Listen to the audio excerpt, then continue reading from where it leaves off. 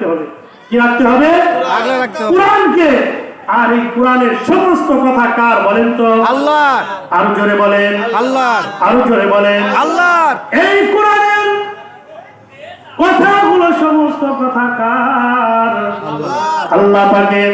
ওই আল্লাহ পাক এই পবিত্র কোরআনুল কারীমের মধ্যে প্রথমে সূরাতুল বাকারার মধ্যে বলেছেন আলিফ লাম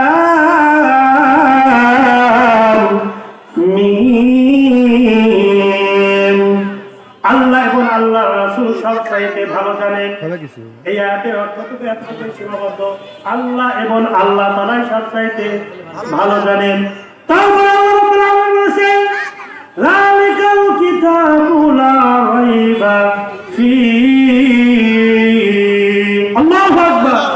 হুদাল লিল মুত্তাকিন। আল্লাহু আকবার। আমার আল্লাহ রাব্বুল আলামিন বললেন হে দুনিয়ার মানুষেরা,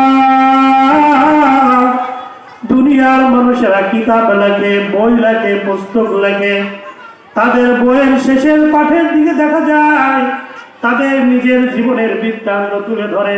ভাই আমার এই বইয়ের মধ্যে যদি কোনো ভুল ত্রুটি থেকে থাকে, এই বইয়ের মধ্যে যদি আমার কথাবার্তা যদি কোনো কথা ভুল হয়ে থাকে, কোনো লেখা যদি ভুল হয়ে থাকে, আল্লাহর হস্তে আমাকে মাফ করে দিবেন। এইটা হচ্ছে মানুষের ধর্মীয় আচরণ। অথচ আল্লাহ রাব্বুল আলামিনের দিকে তাকায় দেখেন পবিত্র কোরআনের প্রথম আয়াতের মধ্যে আমার আল্লাহ তাআলা জানায় দিলেন যালিকাল কিতাবু লা রাইবা ফীহি। আল্লাহু আকবার। আল্লাহ রাব্বুল আলামিন জানিয়ে দিলেন হে দুনিয়ার মানুষেরা, হে দুনিয়ার ইমানদারেরা, হে দুনিয়ার নারী এবং পুরুষেরা, একটু ভালো করে আল্লাহ রাব্বুল আলামিনের কোরআনের কথাগুলো স্পষ্ট করে ভালো করে শুনুন। আমার আল্লাহ তাআলা বললেন যালিকাল কিতাবু লা রাইবা ফীহি। এটা সেই কিতাব যেই কিতাবের মধ্যে কোনো সন্দেহ নাই, যেই কিতাবের মধ্যে কোনো ভুল নাই, যেই কিতাবের কোনো কথা, কোনো অক্ষর, কোনো অনুবাদ, কোনো সরল অনুবাদ, কোনো ব্যাখ্যা, কেন কিছুই ভুল নাই। আমার আল্লাহ তাআলা এই আয়াতের অর্থের মধ্যে বলে দিলেন লা রাইবা ফীহি। কেউ যদি মনে করে এই কোরআনের মধ্যে ভুল আছে, সন্দেহ পোষণ করে, খোদার কসম কে বলি তার মধ্যে ঈমান নাই। কথা বলুন ঠিক কিনা? যেই সমস্ত নাস্তিক বেঈমান মুতরাফরা এই কোরআনকে যারা গবেষণা করেছে, যারা ভুল ধরার জন্য চেষ্টা করেছে, এই কোরআন ভুল ধরতে ধরতে তাই এক সময় এই আয়াতের পড়তে পড়তে চিন্তা করে এমন একজন ব্যাখ্যাকারী, এমন একজন গ্রহণকর মালিক, এমন একজন কোরআনের মালিক যেই মালিকের কোনো লেখার মধ্যে কোনো ভুল ত্রুটি আজ দুনিয়ার মানুষ খুঁজে পায় নাই। চিৎকার দিয়ে বলুন না সুবহানাল্লাহ। সেই কোরআন আজ আমরা পেয়েছি মুসলমান হিসেবে।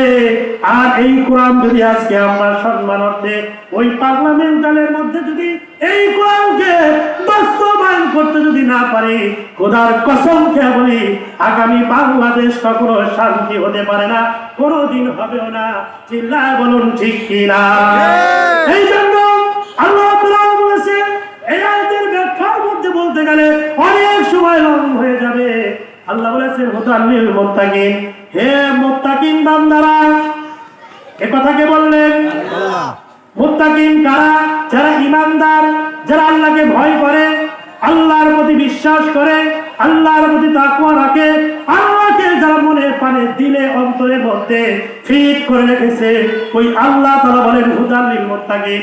মুত্তাকিনের সাথে আল্লাহ তাআলার সম্পর্ক থাকে।